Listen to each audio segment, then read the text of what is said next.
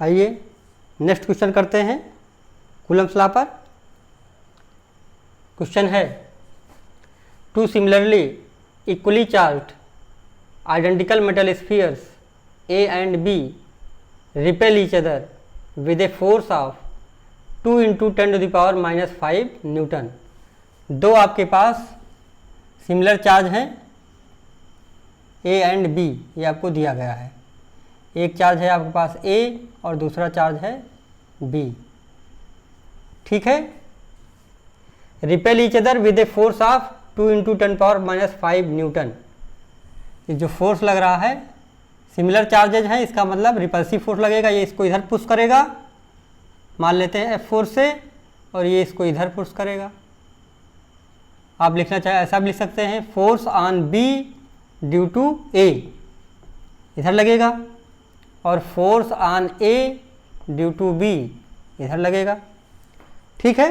ये हम लोग पढ़ चुके हैं कि जब दो चार्ज होंगे, सिमिलर चार्ज हैं, तो एक दूसरे को वो रिपेल करेंगे, मतलब दूर ले जाएंगे। इस पर ये जो लगेगा इसको दूर ले जाना चाहेगा, मतलब पुश करेगा बाहर की तरफ, और इसको ये इधर ले जाना चाहेगा। तो सिमिलर चार्ज होते हैं तो फोर्स बाहर की तरफ लगते हैं, ठीक है। और अगर इसमें से कोई भी एक निगेटिव होता, अनलाइक चार्ज होता, तो फोर्स अंदर की तरफ लगता, ठीक है। ये थोड़ा ध्यान रखेंगे।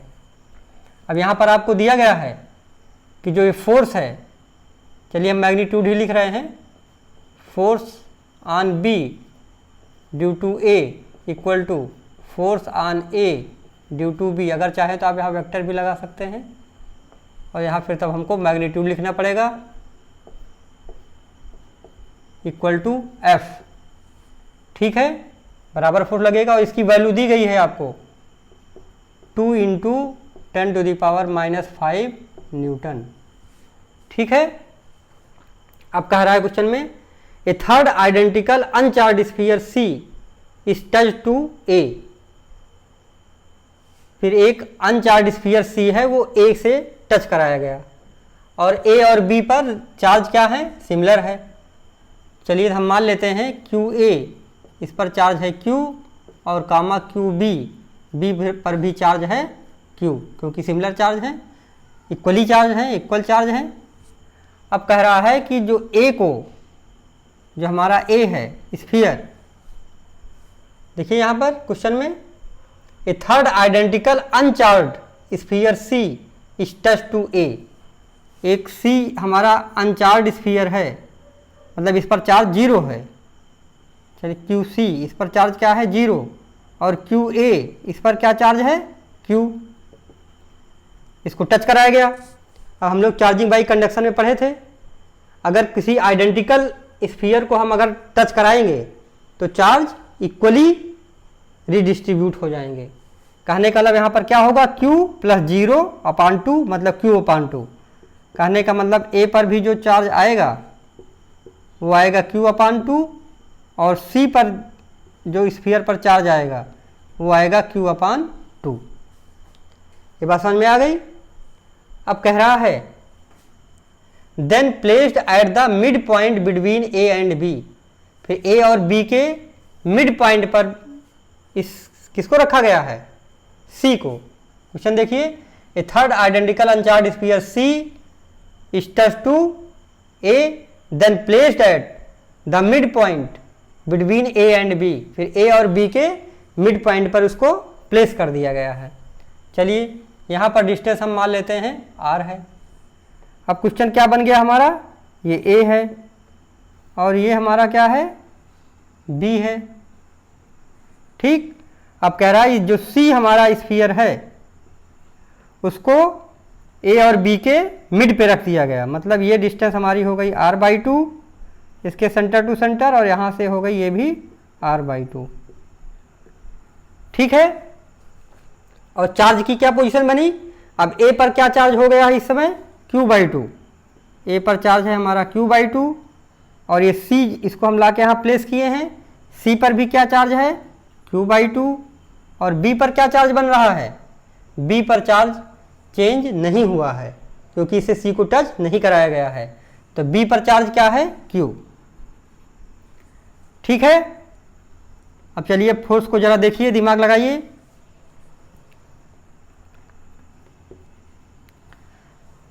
देखिए यहाँ पर अब हमको क्या निकालना है, नेट इलेक्ट्रोस्टैटिक फोर्स ऑन सी, सी पर नेट इलेक्ट्रोस्टैटिक फोर्स लगाना है। अब देखिए फोर्सेस सारे क्या है, centre to centre along the line joining the centre of the charges, ये हम लोगों ने कूलम्ब्स लॉ में पढ़ा था। अब देखिए हमको सी पर नेट चार्ज निकालना है। देखिए सी पर यहाँ पर दो, हमारे पास 3 चार्ज हैं, तो सी के इन्वायरमेंट में 2 चार्ज हैं, तो सी पर ए भी फोर्स लगाएगा और सी पर बी भी फोर्स लगाएगा। अब जरा डायरेक्शन देखिए कैसे लगाएगा, दोनों सिमिलर चार्ज हैं नेचर के, तो सी पर ए इसको पुश करेगा, रिपल्सिव फोर्स लगाएगा, तो इधर ये डायरेक्शन बनेगी force on C due to A, ठीक है, ये बनेगा। अब इस सी पर बी भी फोर्स लगाएगा, किस डायरेक्शन में लगाएगा, ये इसको इधर पुश करेगा, तो ये आपका हो जाएगा force on C due to B. अब देखिए सी पर जो फोर्स लग रहा है ए और बी के कारण, वो दोनों अपोजिट डायरेक्शन में लग रहा है, और इसका मैग्नीट्यूड क्या सेम होगा, मैग्नीट्यूड सेम नहीं होगा, क्योंकि देखिए यहाँ पर Q1 और Q2 की वैल्यू यहाँ पर अलग अलग है। इस वाले को लेंगे तो यहाँ Q/2 है, इसको लेंगे Q/2 है, मैग्नीट्यूड चेंज है, डिस्टेंस सेम है लेकिन मैग्नीट्यूड अलग अलग है। इसका मतलब FCA और FCB की वैल्यू सेम नहीं आएगी बल्कि डिफरेंट आएगी। तो अब नेट फोर्स कैसे निकालेंगे, तो पहले हम FCA निकालें और FCB निकालें, जिसकी वैल्यू ज़्यादा होगी ज़्यादा वाले में से कम वाला हम लोग सब्ट्रैक्ट कर देंगे, और ज़्यादा वाले की जो जिधर डायरेक्शन होगी उधर ही हमारी नेट फोर्स की डायरेक्शन मिल जाएगी, ये हम लोग जानते हैं। इसको नोट कर लीजिए, फिर आगे करते हैं। चलिए ठीक है, इधर मिटा देते हैं।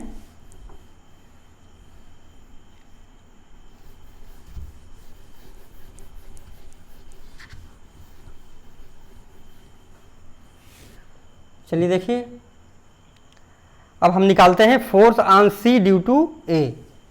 हम मैग्नीट्यूड निकाल रहे हैं, डायरेक्शन हमको यहाँ से पता चल ही जा रही है, तो force on C due to A क्या आएगा, के Q1 Q2 अपान आर स्क्वायर, ठीक है।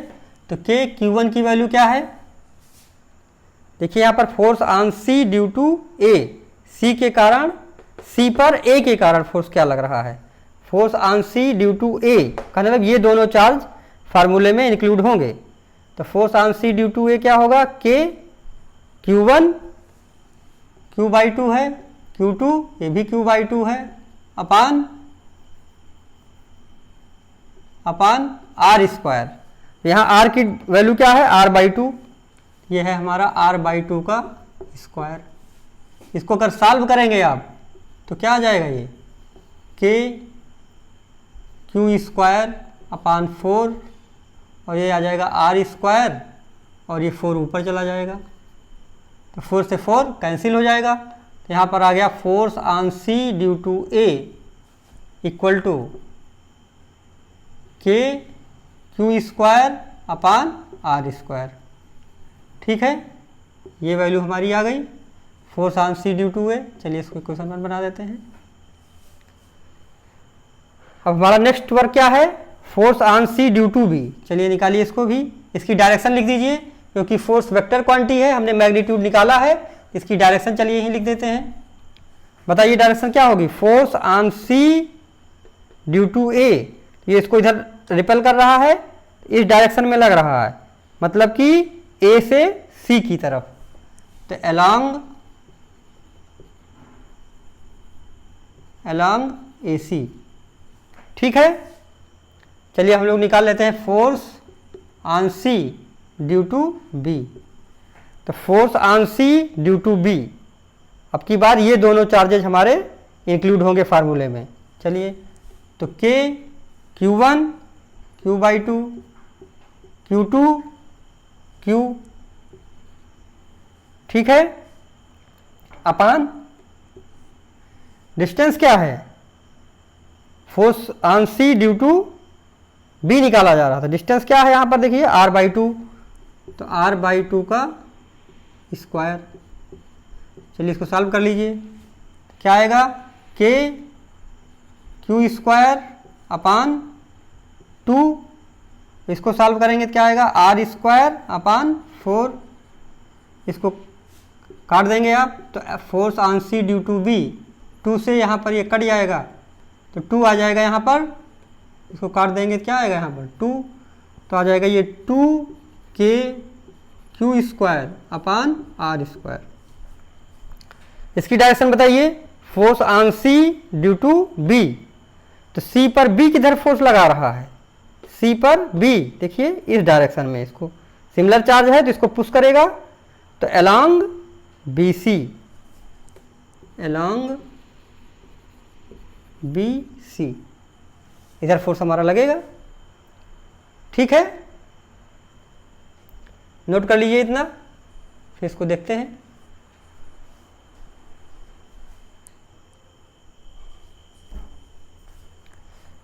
चलिए हम इधर मिटा देते हैं।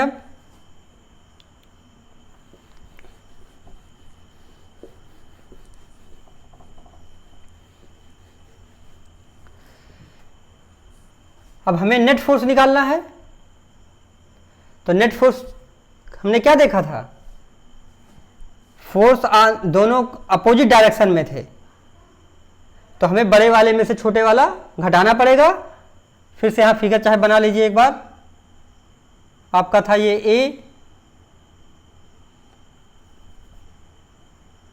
ये आपका था स्फीयर ए, ये था आपका बी, और यहाँ पर आपने सी रखा था, तो force on C due to A इस डायरेक्शन में लगेगा एफ सी ए, और force on C due to B इधर इधर चलेगा F force on C due to B इधर आएगा इस डायरेक्शन में, और डिस्टेंस कितनी थी r/2, r/2। चार्ज क्या थे, ए पर आपका चार्ज था, टच कराया गया था q/2, और सी पर भी था चार्ज q/2, और इस पर आपका चार्ज था q, ये पोजीशन थी। अब देखिए यह force on C due to B, ये आपका ज़्यादा आ रहा 2 टाइम्स, और force on C due to A, ये देखिए k q square upon r square आ रहा है, मतलब कि ये वाला force on C due to B ज़्यादा है और ये कम है। तो नेट फोर्स कैसे निकालेंगे, ज़्यादा वाले में से कम वाला घटा देंगे, और नेट फोर्स की डायरेक्शन क्या होगी, ज़्यादा वाले की तरफ, मतलब अलोंग किधर, अलोंग बी सी। ठीक है, ये चीज़ हमको ध्यान रखनी पड़ेगी। चलिए ठीक है, आगे हम लोग कर लेते हैं। तो एफ नेट निकाल देते हैं यहीं पर सीधे सीधे, तो एफ नेट हमारा क्या आ जाएगा, एफ नेट आ जाएगा एफ सी बी में से हमको क्या करना पड़ेगा, एफ सी ए को घटा देना है। चलिए घटा दीजिए, एफ सी बी में से एफ सी ए को घटा देंगे, तो घटाने पर क्या आएगा, 2k q square upon r square, 2k q square upon r square minus k q square upon r square. ठीक है, तो ये वैल्यू आ जाएगी एफ नेट की k q square upon r square. ठीक है, अब जरा यहाँ देखिए k q square upon r square है क्या, यहाँ पर अब हम थोड़ा सा इधर मिटा देते हैं।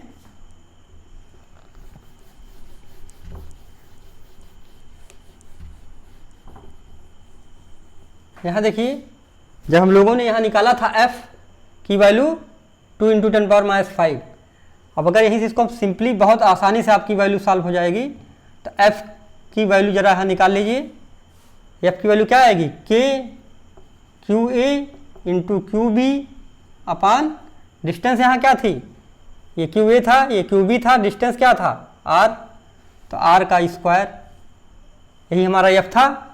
इसकी अगर वैल्यू रखेंगे तो q A equal to q, q B equal to भी क्यू था, तो k q into q upon r square, और यही वैल्यू कितनी थी f, 2 × 10⁻⁵ न्यूटन। ठीक है, तो f की वैल्यू हमारी आ गई k q square upon r square, और इसकी वैल्यू आई 2 × 10⁻⁵ न्यूटन। ठीक है, तो यही चीज़ है ये, तो यहाँ पर भी वही चीज़ आ रही। इसका एफ नेट की वैल्यू क्या आएगी, 2 × 10⁻⁵ न्यूटन। ठीक है, और डायरेक्शन क्या होगी एफ नेट की, एफ सी बी में से घटाया है तो एफ सी बी की डायरेक्शन किधर है, इधर अलोंग बी सी। यहाँ डायरेक्शन भी मेंशन कर देंगे अलोंग बी सी। ठीक है, नोट कर लीजिए, ये हमारा क्वेश्चन कंप्लीट हो गया है, नोट कर लीजिए।